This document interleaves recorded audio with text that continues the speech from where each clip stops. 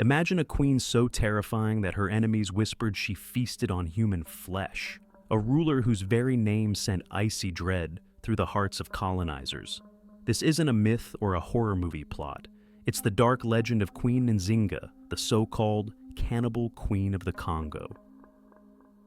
Welcome to a journey into one of history's most chilling legends.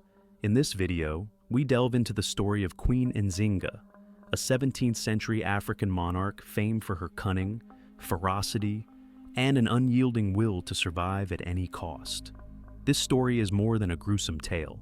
It's a lesson in resilience and the extremes of power. By understanding her life, both the inspiring triumphs and the horrifying rumors, we gain insight into the lengths one can go to protect their people and defy oppression. And perhaps, in reflecting on her story, we might find lessons about courage, strategy, and the double-edged sword of ruthless determination that can resonate with us even today. Nzinga was born into the royal family of the Ndongo Kingdom in Central Africa, in an area that is now modern-day Angola, not far from the Congo. From birth, it seemed she was destined for greatness and for bloodshed. As a young princess, Nzinga witnessed the brutal reality of her world. The Portuguese were encroaching on her people's lands, enslaving thousands, and threatening the very existence of her kingdom. She grew up in an atmosphere of violence and betrayal, learning that fear could be as powerful a weapon as any spear. When her father, the king, died, Nzinga's brother took the throne, but he struggled against the Portuguese onslaught and constant internal strife. According to some accounts, in a fit of paranoia and despair, he even ordered the execution of his own son, Nzinga's nephew, to eliminate any challenge to his rule. Imagine the horror of that moment for Nzinga, watching family betray family, blood spilling to secure power. It was a world where mercy was a luxury no one could afford. Nzinga proved she was more than ready to navigate this ruthless landscape. She first entered the spotlight when she was sent as her brother's envoy to negotiate with the Portuguese governor. There, she famously refused to be humbled. The Portuguese offered no chair for her during negotiations, a clear sign of disrespect, intending to make her stand like a subordinate while the governor sat. Nzinga would not play that game. In a move as daring as it was symbolic, she motioned to one of her attendants to crouch down, and then sat regally on the servant's back, meeting the startled governor eye to eye. This bold gesture sent a clear message. She considered herself an equal to the colonial governor, if not his superior. Nzinga was asserting, without a single word, that she bowed to no one. Little did they know, this confrontation was only the beginning of her legend. After that tense meeting, Nzinga managed to secure a tenuous peace treaty with the Portuguese. But such truces were fragile. Before long, the Portuguese broke their promises, as colonial powers often did, and war erupted once again between Ndongo and the colonial invaders. When Nzinga's brother met his end, some say by suicide, unable to bear the kingdom's troubles, she seized the throne as the new ruler of Ndongo.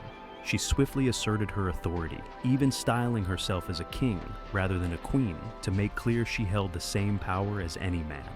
Nzinga often donned a warrior's armor and fought at the head of her troops, an imposing figure, spear in hand, leading from the front lines.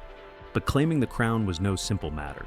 Nzinga had to outmaneuver rival claimants, including members of her own family. It's said that she eliminated anyone who stood in her way, by poison or dagger if necessary. To rule in such violent times, one had to be utterly ruthless, and Nzinga understood that all too well. Now, as queen and commander, Nzinga faced the full onslaught of the Portuguese military and their African allies. She did something unprecedented. She forged an alliance with a fearsome group of mercenaries known as the Imbangala, sometimes called the Jaga. The Imbangala were notorious across the region, ruthless nomadic warriors rumored to practice dark magic and even ritual cannibalism. By allying with them, Nzinga gained an army as ferocious as any on earth, but it also meant embracing a style of warfare that had no limits. Under Nzinga's leadership, the combined forces of Ndongo, Matamba, and the Imbangala waged relentless guerrilla warfare against the Portuguese. Imagine the dense African jungle at night, silent, humid, and pitch black. Portuguese soldiers huddle around their campfires, muskets in hand, nerves on edge. Suddenly, a war cry echoes from the darkness. Nzinga's warriors ambush in a flash of spears and arrows. Chaos erupts. By the time dawn breaks, the jungle is silent again. Except for the unsettling evidence that Nzinga's fighters had been there. She fought like a phantom, striking hard and then disappearing into the forests. The Portuguese, used to traditional set-piece battles in open terrain, were terrified by this kind of elusive combat. They whispered that Nzinga herself could turn into a lioness at will, that she had spirits guarding her. Every shadow in the trees concealed a potential attack. Facing Queen Nzinga was like fighting a ghost who knew the terrain intimately and had no mercy for intruders. And Nzinga was merciless. Captured enemies, particularly those who betrayed her or sided with the Portuguese, met gruesome ends. Some were bound and thrown into rivers, others were decapitated, their severed heads mounted on stakes along war paths as a warning. Villages that aligned with the colonizers were burned to ashes. Their leaders might be executed or sold into slavery at Nzinga's command. Through these tactics, she sent a clear message. Collaboration with the enemy would not be tolerated, and resistance under her leadership was the only option. The Portuguese colonists who had expected an easy conquest instead found themselves in a nightmare. Nzinga's name began to circulate as something frightful, the rebel queen who would rather bathe in blood than accept defeat. Yet, the war dragged on for decades, and protracted conflict often pushes people to extremes. It was during these desperate years that the line between fact and legend began to blur, giving birth to the most disturbing stories about Queen Nzinga. Fighting a superior enemy required more than just swords and guns. It required fear. Nzinga's reputation began to morph into something almost superhuman, or perhaps inhuman. To keep the alliance with her Imbangala warriors strong, some accounts claim Nzinga adopted their terrifying customs. Stories whispered that she participated in their blood-soaked rituals. Victorious in battle, she would celebrate not with wine, but with goblets of warm enemy blood. Around campfires and in enemy forts alike, people spoke of the queen who literally tasted the blood of her foes. Could it be true? Or was this tale a psychological weapon in itself, spread to make the Portuguese quake with fear? In the fog of war, the truth was hard to pin down. And that was exactly how Nzinga liked it. One of the most infamous legends of Queen Nzinga centers on her macabre harem. Unlike any monarch the Europeans had ever encountered, Nzinga was said to keep a large entourage of male concubines. But there was a deadly twist to this arrangement. The story goes that she compelled these young men to dress as women, referring to them as her wives, in a mocking reversal of roles. This was shocking enough to observers at the time, a powerful woman ruler turning the tables on gender norms. But the legend doesn't end there. Nzinga, so the story claims, demanded absolute loyalty and proof of devotion from her favorites. How far would they go to please their queen? According to the legend, her concubines had to fight each other to the death for the privilege of spending a single night with her.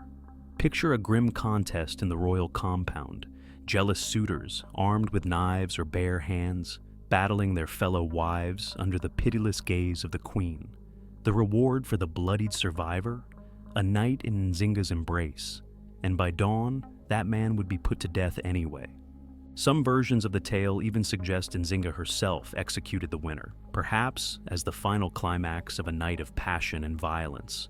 In this way, none of her lovers lived long enough to boast or betray. It's a ghastly story, the kind that makes you shudder. It sounds like something out of a dark fairy tale. But to Nzinga's enemies and subjects, it only cemented her image as a ruler who was not only fearless, but utterly fearsome, capable of any cruelty. And still, the legends grow darker. There are accounts from foreign missionaries and traders that Nzinga engaged in cannibalistic feasts. In these lurid tales, she ordered the bodies of defeated enemies to be butchered for elaborate victory banquets. They say she dined on the flesh of her foes, devouring the hearts of Portuguese captains to absorb their courage, or eating the brains of traitors to consume their wisdom. Fact or slander? It's hard to say. Such stories were likely exaggerated by enemies who found it useful to depict a defiant African queen as a monstrosity. But the mere possibility of these horrors was enough to make anyone think twice about crossing her.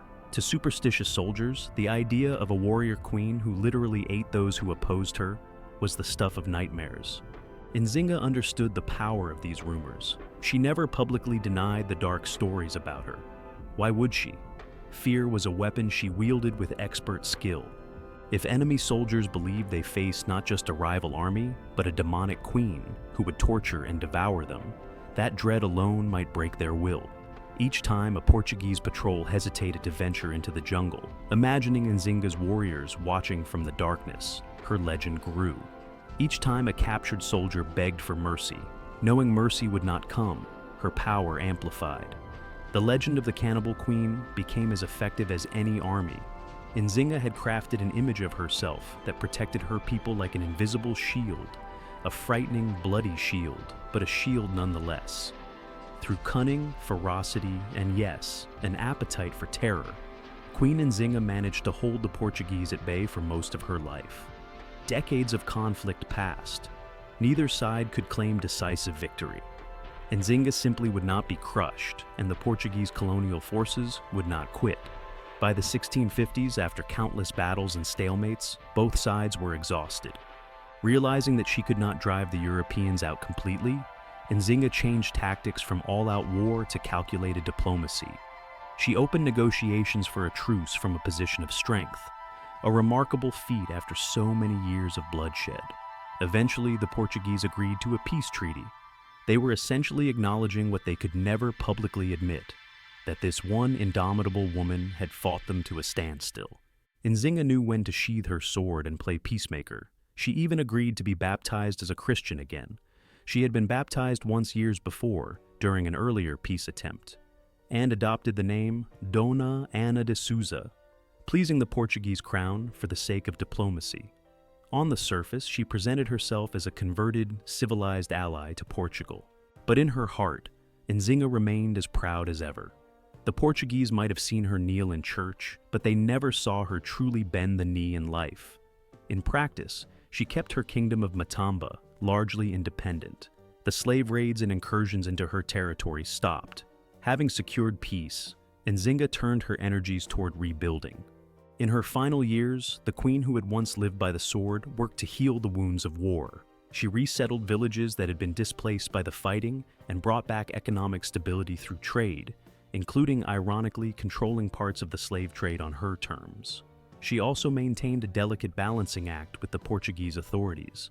There are even reports that she corresponded politely with European missionaries and sent young women from her court to be educated by nuns, as part of her effort to secure a lasting peace and a favorable legacy.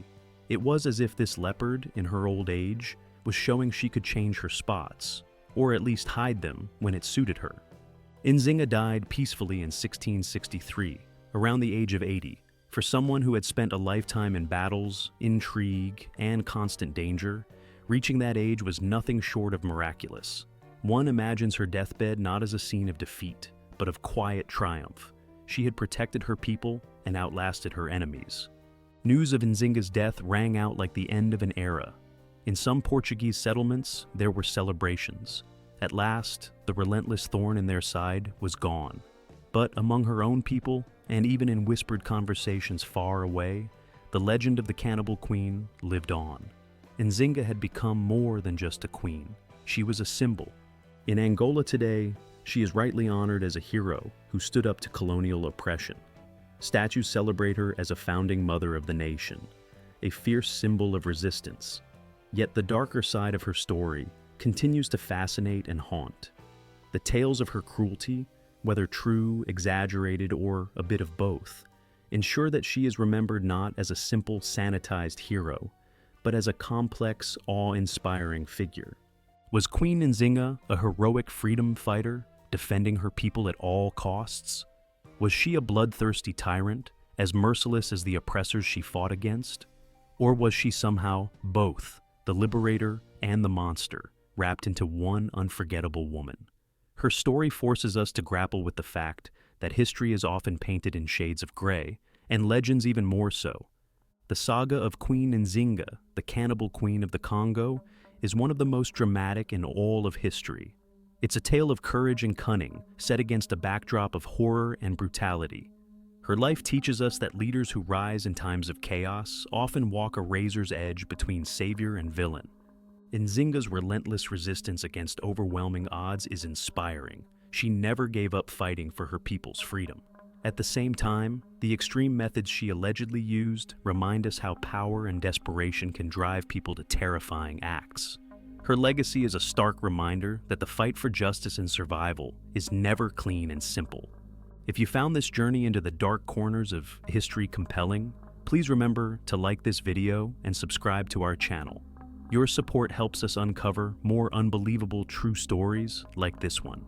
And if you're hungry for more, don't forget to check out our next video for another fascinating tale. Let us know in the comments what you think about Queen Nzinga. Was she a hero, a villain, or a bit of both? Thank you for watching, and until next time, stay curious and stay brave.